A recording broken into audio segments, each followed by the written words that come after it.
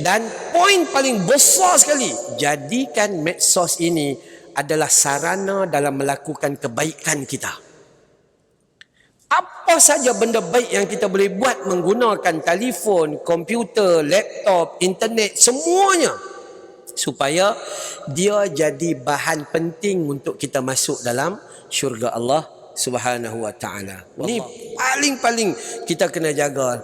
Sebab tu kalau tanya saya lah, telefon adalah sesuatu kemusnahan besar kalau kita sangat tidak berhati-hati dengan dia. Tak ada masalah. Suami cek telefon, isteri datang, cakap. Cakap apa dia duduk tengok ni? Dia bukan dengar. Manusia dia tak boleh multitask. Dia tak boleh mata tengok sini, hati fokus kat sini, otak sini, tapi telinga dengar. Sia-sia, tak ada guna satu sen. Isteri pula tu, dia berjalan dengan suami. Bila pergi satu-satu majlis, dia tinggal lelaki sebab nak pergi ambil gambar dengan geng marhaban dia.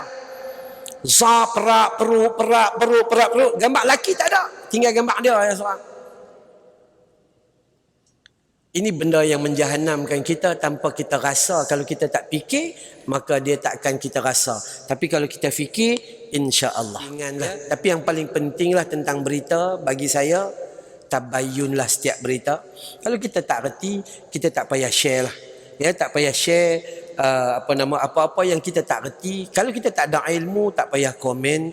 Kita boleh tanya, minta maaf saya tak faham ni, boleh tak bagi penerangan pada siapa yang share ilmu ni? Cukup lah, tak apalah. Okay? Dan poin paling besar sekali, jadikan medsos ini adalah sarana dalam melakukan kebaikan kita.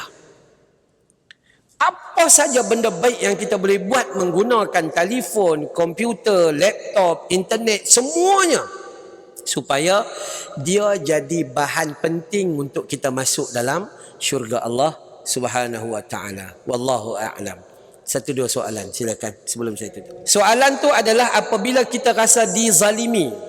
Bila kita rasa dizalimi, bolehkah kita menggunakan medsos untuk menuntut keadilan? Boleh, dengan syarat kita dizalimi sehingga diketahui oleh orang awam. Bukan dia zalim secara personal dengan kita. Kalau dia zalim secara personal, maka kita kena berhadapan dia secara personal atau pergi report kepada polis atau mahkamah. Tapi kalau dia zalim pada kita secara luar, contohnya seorang ustaz buat hadis palsu dalam satu rekod dan war-warkan kepada orang.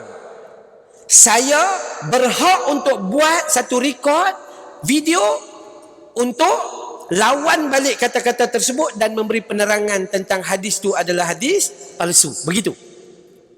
Macam tu juga soal apabila kita nak tegur pemimpin. Kalau pemimpin tu kesilapan dia adalah soal kepribadian, wajib kita pergi tegur depan mata dia. Empat mata. Tapi kalau dia itu buat salah dan buat salah itu menyebabkan rakyatnya menderita, maka kita boleh menggunakan medsos untuk menyampaikan, untuk mengharapkan keadilan tersebut. Itu dua keadaan tersebut. Wallahu a'lam. Baik, soalan dia adalah bersandarkan kepada siapa dosa yang kita lakukan. Seandainya dosa yang kita buat itu direct dengan Allah Ta'ala dan tak ada kena-mengena dengan orang lain, maka Allah akan memberi keampunan.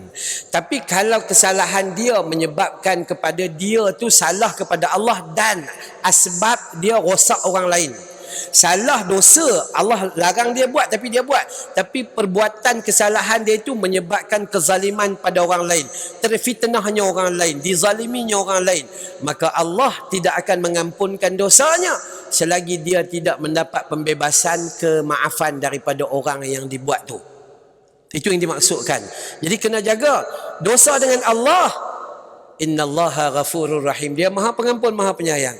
Tapi dosa kepada manusia, kita kena cari dia dan minta supaya dihalalkan atau diberi kemaafan, barulah Allah memberi keampunan. Kerana Allah nak bagi hak kepada orang yang kita fitnah, dia juga ada hak. Ya, maka sebab tu Allah tidak akan beri keampunan melainkan izin daripada orang tersebut. Wallahu a'lam. Last.